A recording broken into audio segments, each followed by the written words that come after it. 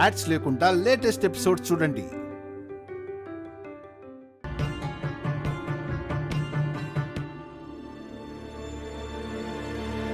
చెప్పు, ఏం చెప్పాలి?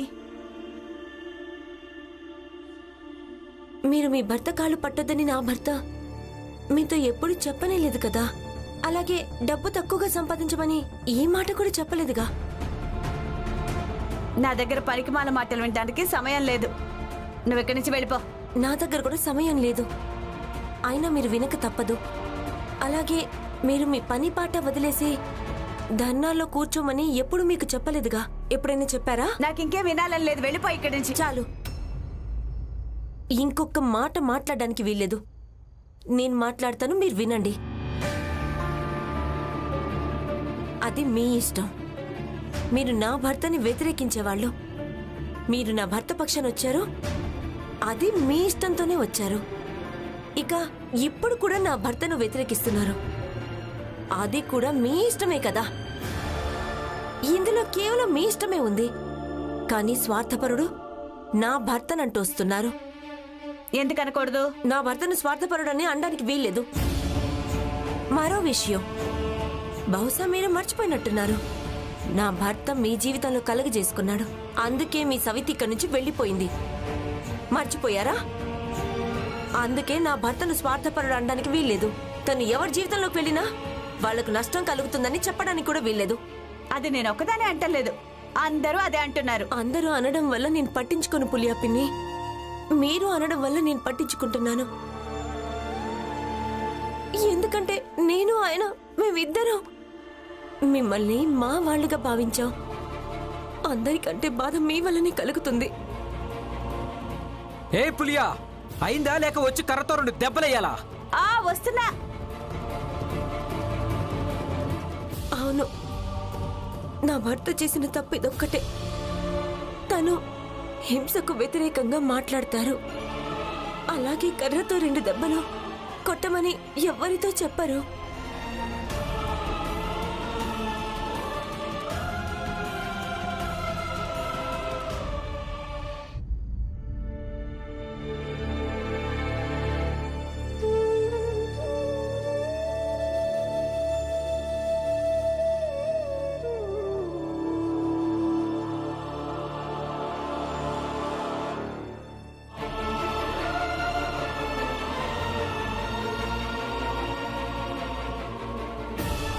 రమా,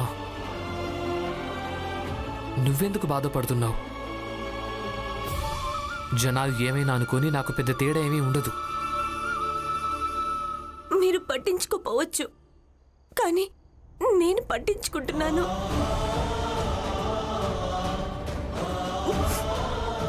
నేను మీలాగా కాదు, ఇలా బయట వాళ్ళ వ్యతిరేకతను సహించడానికి.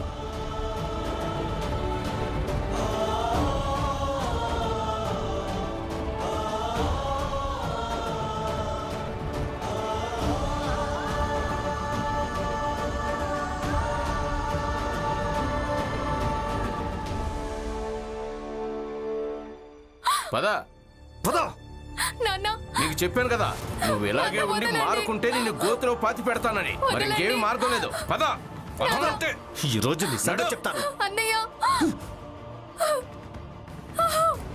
పదా, నువ్వు మారవు కదూ. నడు పదా, నడు. ఒకవేళ దీనికి మట్టిలోనే చావు రాసి పెట్టుంటే ఇక దీని నాన్న గాని నరోత్తం గాని నేను గాని ఏం చేయగలం? నడు.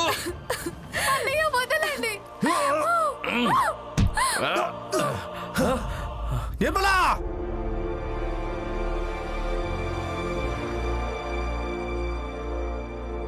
విజ్ఞాన శాస్త్రంలో చదివాను, అందరి గుండెల నిర్మాణం ఒకేలా ఉంటుంది అని. కానీ ఎలాగో కొందరు వ్యక్తులు ఎలా తయారవుతారంటే వాళ్లకు ఇతరులను చంపినా కూడా సంతృప్తి కలగదు. మనసులో భావాలకు చోటు ఉంటుంది, సొంత భావాలకు, ఇతరుల భావాలకు. కానీ ఎందుకో ఏంటో ఆ భావాల స్థానంలో ఒక స్వార్థ భావం నిండిపోతుంది. ఇక ఇతరులకు సహాయం చేయడానికి బదులుగా వాళ్లను గోతిలోకి తోసేస్తూ ఉంటారు. నాన్న, రమ, లాయర్ సార్ వీళ్ళంతా చెప్పేది నిజమే. నేను ఒక్కొన్నే ఎంతమందికని సహాయం చేయగలను? ఇక ఈరోజు లాయర్ సార్ కూడా చెప్పారు, నా చేతులు ఒక శిల్పకారుడి లాంటివని. అంటే నేను ఒక దృఢమైన ఆయుధాన్ని తయారు చేయాల్సి ఉంటుంది. దాన్ని ప్రతి ఒక్కరూ ఉపయోగించుకోవాలి. అలాగే ఆ ఆయుధంతో ప్రతి ఒక్కరూ తమని తాము రక్షించుకోగలగాలి. ఏమో, అలాంటి ఆయుధాన్ని ఎప్పటికైనా తయారు చేయగలను లేదు, కానీ ప్రయత్నమైతే చేస్తాను. ఖచ్చితంగా చేస్తాను.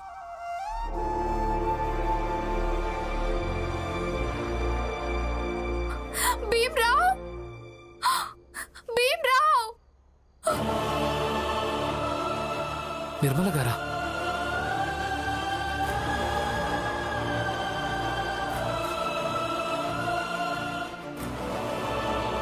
నిర్మల గారు, ఏమైంది? వాళ్ళు భీమ్రావ్ నన్ను కాపాడు. మా ఇంట్లో వాళ్ళు నన్ను ప్రాణాలతో గోతిలో పాతి పెట్టాలనుకుంటున్నారు. ఏంటి? శాంతించండి నిర్మల గారు. మీకు ఏమీ కాదు, మీరు శాంతించండి. భీమ్రావ్, ఇది మా ఇంటి వ్యవహారం.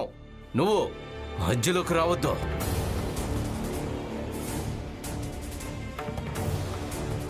రమా, మనం వీళ్ల గుమ్మం దాటడం మంచిది కాదని నువ్వు చెప్పావు. కానీ ఇప్పుడు ఈమె మన గుమ్మాన్ని దాటి వచ్చేసింది. ఇప్పుడేం చేద్దాం? నేను చెప్తాను. నిర్మలా, ఇంటికి పద. ఆగండి.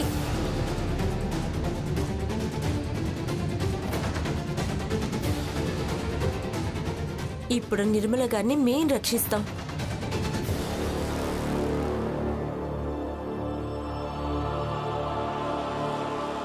ఎవరైనా ఏం చేసినా సరే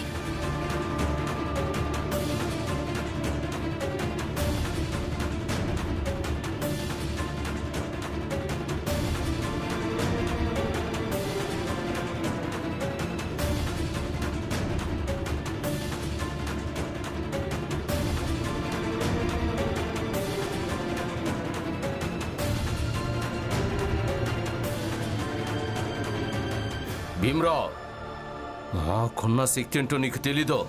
నేను నీ జీవితాన్ని నరకంగా మార్చేస్తాను.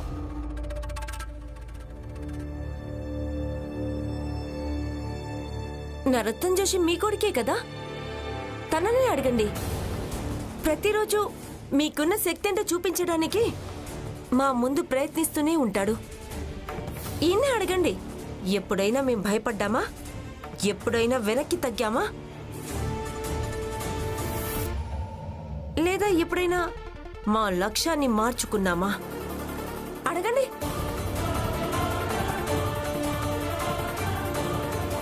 జోషి గారు, చెప్పండి.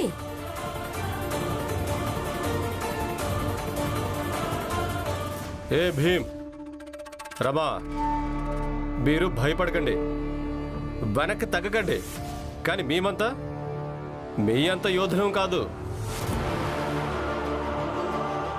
చూడు భీమ్, మాకేమీ నీలాగా మా జీవితాన్ని పోరాడడం కోసం అలాగే గెలుపోవటంల కోసం వృధా చేసుకోవాలని లేదు.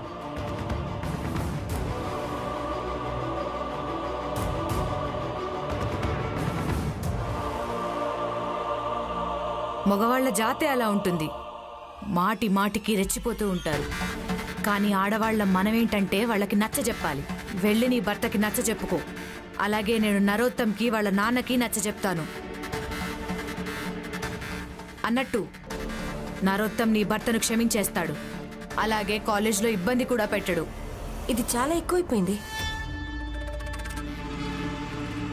చూడమ్మా, ఒకవేళ బేరం ఆడాలనుకుంటే మీకున్న చెత్త భావాలను అలాగే మసిబారిన నమ్మకాలను అమ్మేసి మీ కూతురు కోసం కొంచెం ప్రశాంతత, శాంతి అలాగే భవిష్యత్తుని కొనొచ్చు కదా. మీరే నోరు మూసుకోండి.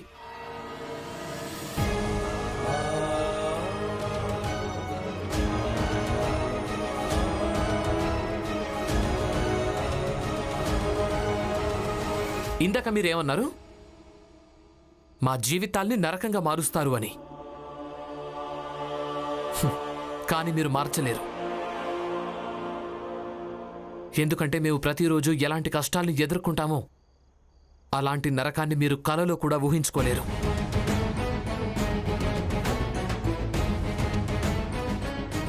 ఇప్పుడు మేమంతా మీ కూతురు నిర్మలకు తోడుగా నిలబడి తీరుతాం. అలాగే తనను నరకంలోంచి బయటకు తీసుకొస్తాం.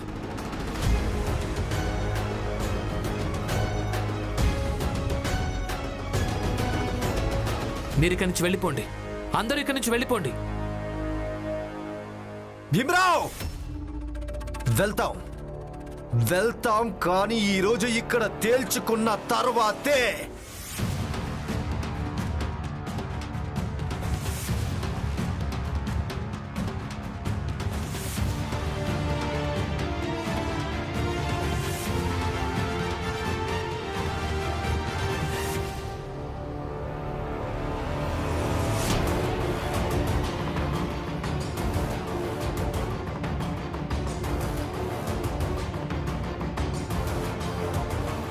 ఆగు, ఒకవేళ నువ్వు వీడిని ఇక్కడే చంపావంటే నీకు ఉరి శిక్ష పడుతుంది. నా కోరిక ఏంటంటే కేవలం ఒక్కరే చావాలని.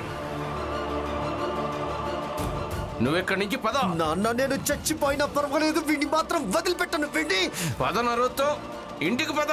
పద ఇంటికి పద. పద.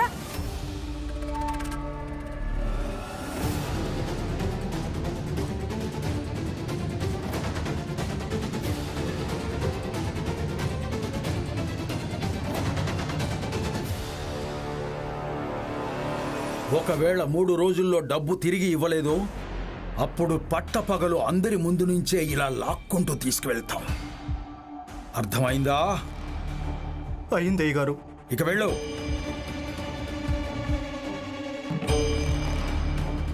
అయ్యగారు, ఒక దుర్వార్త తెచ్చాను. ఏమైంది? మన నరోత్తం జోషి గారి చెల్లెలు తప్పించుకుని భీమరావు ఇంటికి వెళ్ళింది. ఇక నరోత్తం గారు తమ అమ్మానాలతో భీమరావు ఇంటికి వెళ్ళారు కూడా. కానీ వాళ్ళు కూతుర్ని తీసుకెళ్లకుండానే వెనక్కు వచ్చేశారు. మన జాతి పరువు మొత్తం పోయిందయ్య గారు. గోలు,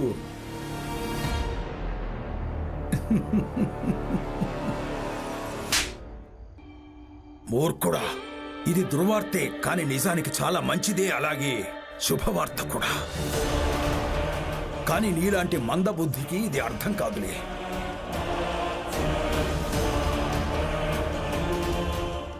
భీమరావ్, నరోత్తం జోషి చెల్లెలికి ఆశ్రయం ఇచ్చి నువ్వు చాలా పెద్ద తప్పు చేశావు. ఇప్పుడు నరోత్తం జోషి అలాగే మా సంఘం నాయకులు నిన్ను వదిలిపెట్టరు.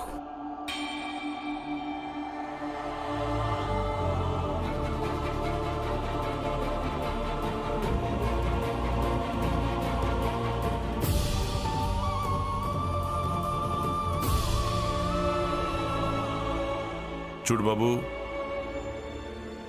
ఈసారి ఆపద పెద్దది. ఎందుకంటే ఈ పోరాటం మన జాతి హక్కుల కంటే ఎక్కువ.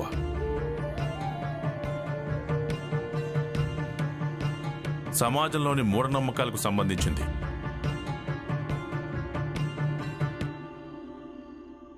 సతారా ఒక చిన్న గ్రామం అంతే. భీమ్ ఎలా గెలిచాడో, ఎవరి మీద గెలిచాడో, ఎలాంటి పోరాటంలో గెలిచాడో దాంతో ఎలాంటి ప్రభావం పడదు. ఇక ఇది బొంబాయి. ఇక ఈ బొంబాయిలో భీమ్ పోరాటంలో గెలిస్తే పెద్ద జాతి వాళ్ళ వీధిలో దాని గురించి చర్చించుకోవడం మొదలెడతారు. ఇక చర్చల వల్లనే అనామకుడు ఒక వ్యక్తిగా మారతాడు, గొప్పవాడైపోతాడు. మీరు ఏ భీమ్, ఒకవేళ నీకు ఇది పోరాటంలా అనిపిస్తుంటే ఈ పోరాటంలో నువ్వెప్పటికీ గెలవలేవు. గెలుపోటముల ఆలోచన ఆటగాడి దగ్గరే ఉంటుందండి, యోధుడి దగ్గర కాదు.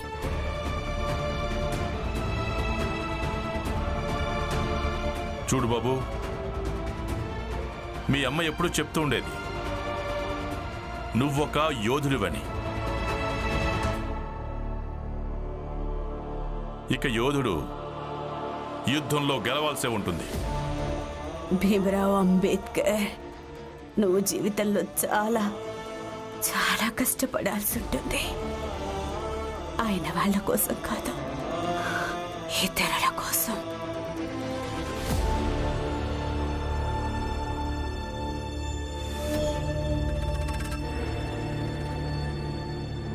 ఈ అమ్మాయి నువ్వు ఇంటి లోపలికి తీసుకొచ్చి చూపించు.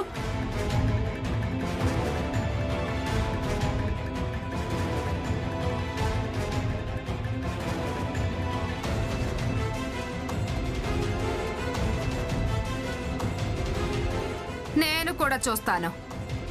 రమా, భీమ్, మేరా, రామ్జీ ఈ ఆపదను ఎలా ఇంట్లోకి తీసుకొస్తారో. సగునాబాయ్, ఇతరుల ఇంట్లో కూర్చుని నిర్ణయాలు తీసుకోవడం జరగదు. నేను కూడా చూస్తాను నిర్మల లోపలికి రాకుండా ఎవరు ఆపుతారో.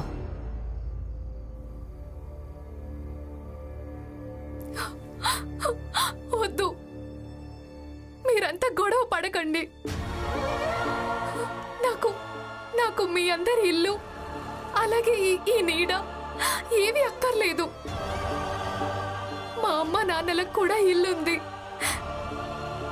నాకు కేవలం భీమ్ ఇంకా రమ మీలాంటి వాళ్ళ తోడు కావాలంతే.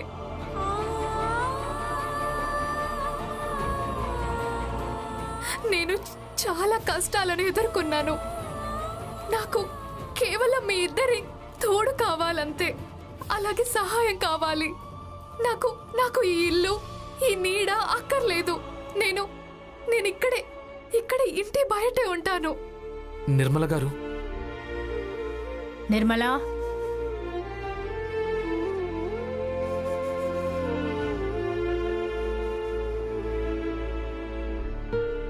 నాన్న, అత్తయ్య, మీరు లోపలికి వెళ్ళిపోండి. నేను ఇంకా రమ నిర్మల గారితో పాటు ఇక్కడే బయట ఉంటాం. పదరమా.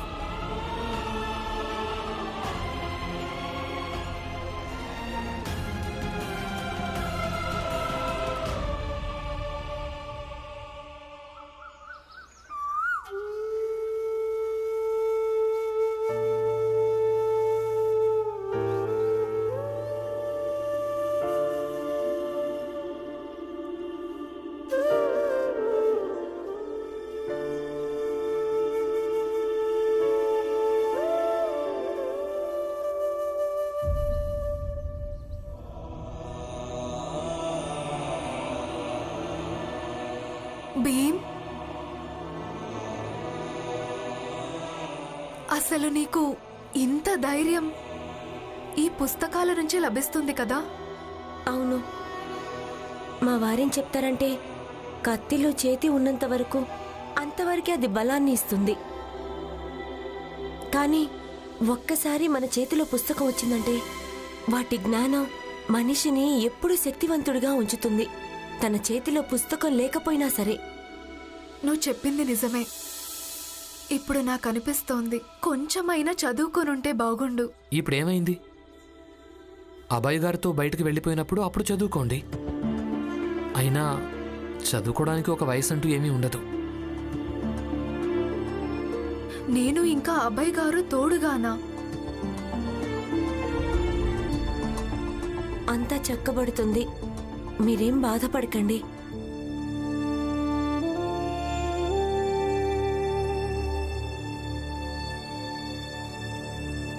జీజాబాయ్, అంతా మంచిగా జరగడానికి వీల్లేదు. పైగా భీమ్ గురించి నేను ఇప్పటికే విన్నాను. తను మొండివాడని, వీరుడని. ఒకవేళ ఇంటి వాకిట్లో కూర్చుని ఉండే తను ఈ పోరాటంలో గెలుస్తాడేమో. తను రాత్రి నీకు చెప్పాడు కదా. ఇక మనం ఇక్కడ చాయ్ పెట్టుకుంటూ తాగుతూ ఉండిపోతాం. జీజాబాయ్, ఏదైనా పెద్దది ఆలోచించు, పెద్దది. ఏదైనా దృఢంగా.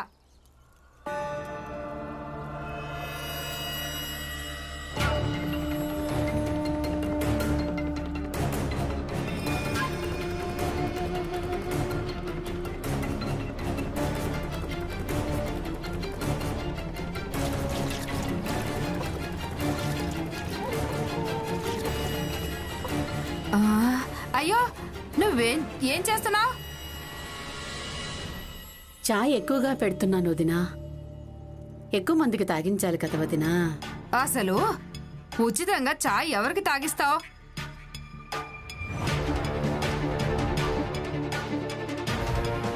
అర్థమైంది.